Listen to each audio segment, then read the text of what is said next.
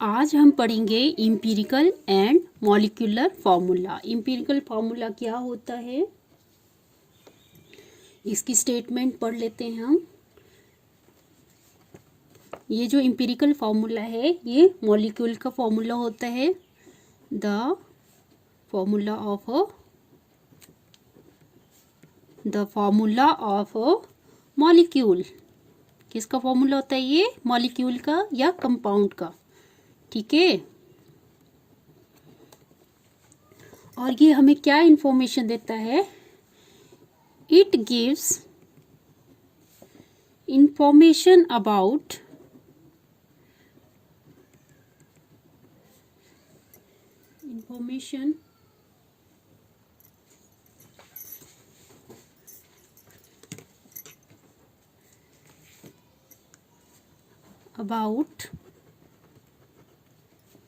the presence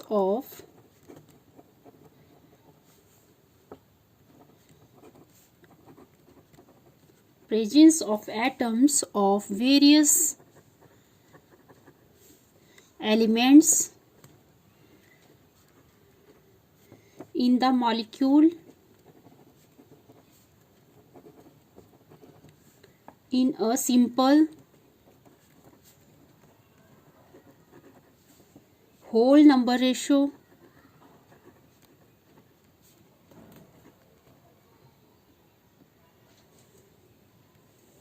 ठीक है। So this formula is called empirical formula. Means क्या है, इसका स्टेटमेंट क्या है? ये मॉलिक्यूल या कंपाउंड का फॉर्मूला होता है। ये हमें क्या इंफॉर्मेशन देता है?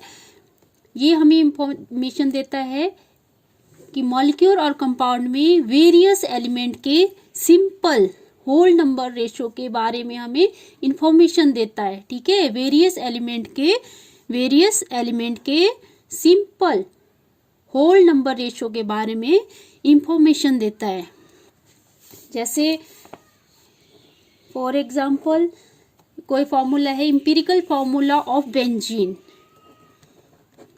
Empirical formula of benzene.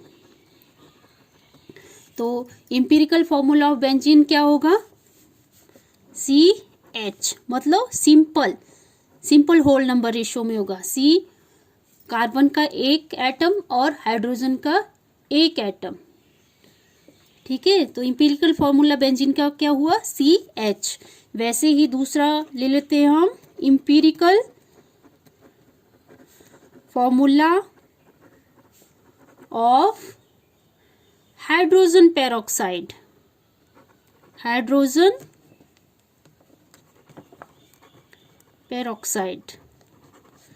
तो इम्पीरिकल फॉर्मूला मतलब सिंपल रेशियो में हो जो हाइड्रोजन पेरोक्साइड, हाइड्रोजन और ऑक्सीजन। इसमें 1 एटम हाइड्रोजन का है और 1 एटम ऑक्सीजन का है। थर्ड ले लेते हैं हम, इम्पीरिकल फॉर्मूला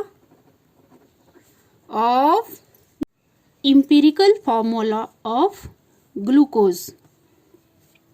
इसमें क्या होगा? ग्लूकोज का फॉर्मूला CH2O। तो ये हमने इम्पीरिकल फॉर्मूले के बारे में स्टडी किया। ओके, देन है हमारे पास मॉलिक्यूलर फॉर्मूला। क्या होता है मॉलिक्यूलर फॉर्मूला? ये भी कंपाउंड का ही एक फॉर्मूला होता है।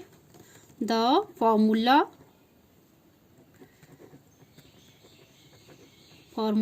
ऑफ अ मॉलिक्यूल और compound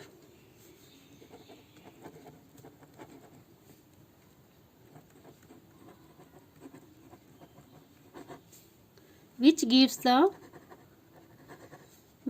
gives the information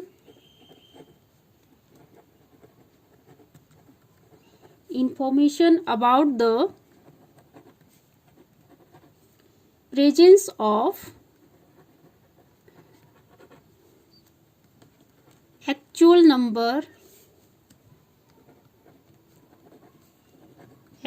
number of atoms of various element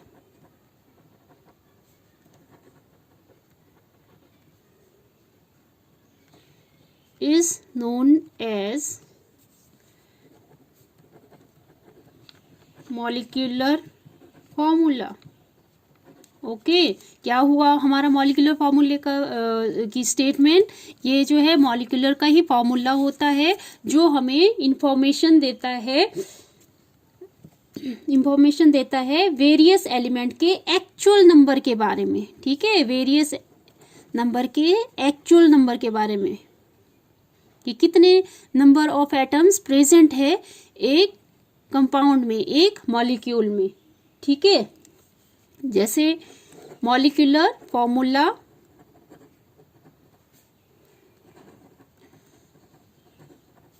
of benzene, तो मॉलिक्यूलर फॉर्मूला क्या होगा बेंजीन का? ये एक्चुअल नंबर ऑफ एटम्स के बारे में बताता है, जितना हमारे पास कितने अमाउंट में है, C6H6। ठीक है,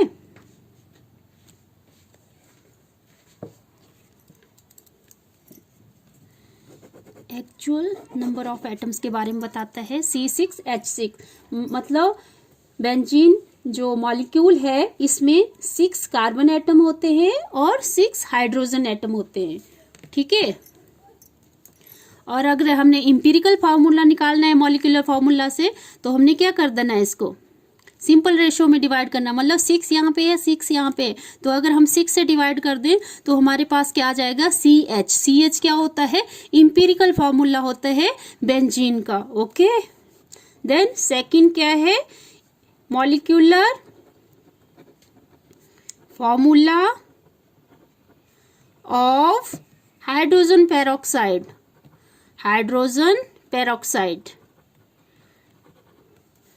तो क्या फॉर्मूला होता है हाइड्रोजन पेरोक्साइड का, H2O2। ठीक है, तो जो हाइड्रोजन पेरोक्साइड जो मॉलिक्यूल है उसमें 2 जो एटम्स हैं वो हाइड्रोजन एटम है और 2 एटम ऑक्सीजन के हैं। ठीक है, अगर हमने मॉलिक्यूलर फार्मूला से इंपीरिकल फार्मूला लिखना है तो हम 2 से इसको डिवाइड कर देंगे, 2 से यहाँ पे डिवाइड करेंगे, 2 से यहाँ डिवाइड करेंगे, तो हमारे पास क्या आ जाएगा, इंपीरिकल फार्मूला हाइड्रोजन पेरोक्साइड का HO। ठीक है, थर्ड था हमारे पास मॉलिक्यूलर फॉर्मूला ऑफ ग्लूकोज। क्या होगा, C6H12O6। तो अगर हमने इसका इंपीरिकल फार्मूला निकालना है तो हम जो मिनिमम नंबर है उससे हम डिवाइड कर देंगे इसको, 6 6 6। तो ये क्या जाएगा, इंपीरिकल फार्मूला ऑफ ग्लूकोज का क्या इंपीरिकल फार्मूला होता है, CH2O। ठीक है, फिर इसके बारे में एक रिलेशनशिप है, रिलेशन क्या है, बहुत इंपॉर्टेंट है ये भी, रिलेशन बिटवीन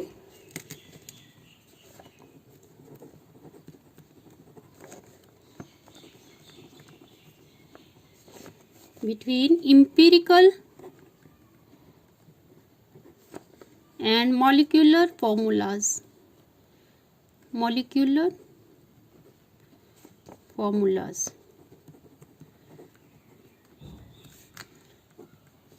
फॉर्मूले। ठीक है,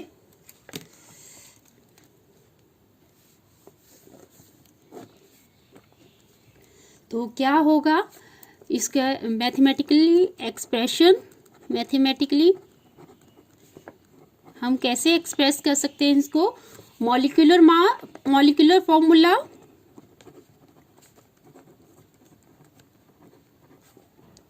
is equal to N into empirical formula. ठीक है,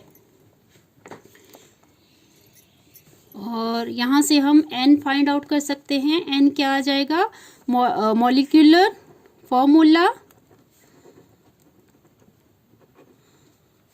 ओवर ये जो इम्पिरिकल फार्मूला है यहाँ से ये डिवीज़न में आ जाएगा, इम्पिरिकल फार्मूला।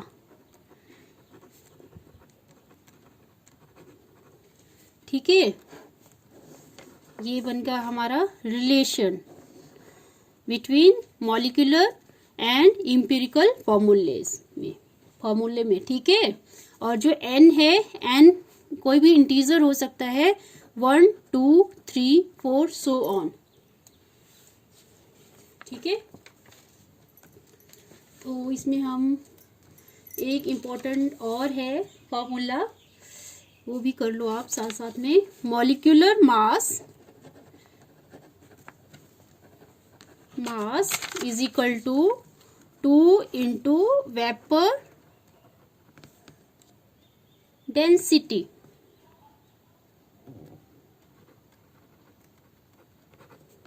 ठीक है, बहुत इंपॉर्टेंट है ये फॉर्मूला भी। जब आप न्यूमेरिकल प्रॉब्लम सॉल्व करेंगे तो ये जो फॉर्मूले हैं ये बहुत इंपॉर्टेंट हैं। ठीक है, अब हम इससे रिलेटेड एक क्वेश्चन सॉल्व कर लेते हैं।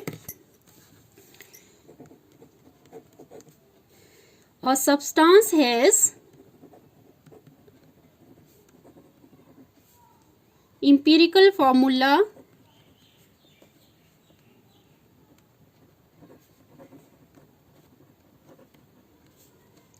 CH2O। ठीक है, CH2O किसका फॉर्मूला है? ये ग्लूकोज का। तो इसका जो मॉलिक्यूलर मास है, इट्स मॉलिक्यूलर मास इज 180। तो हमें पूछा है व्हाट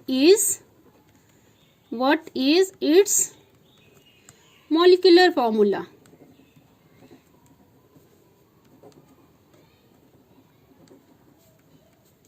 ठीक है, तो हमें क्या क्या गिवन है? एक तो हमें गिवन है इंपिरिकल फॉर्मूला,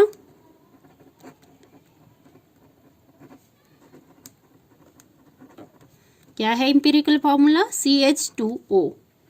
ठीक है, तो जो इंपिरिकल फार्मूले का मॉलिक्यूलर मास है वो फाइंड आउट कर लेते हैं। Molecular mass of empirical formula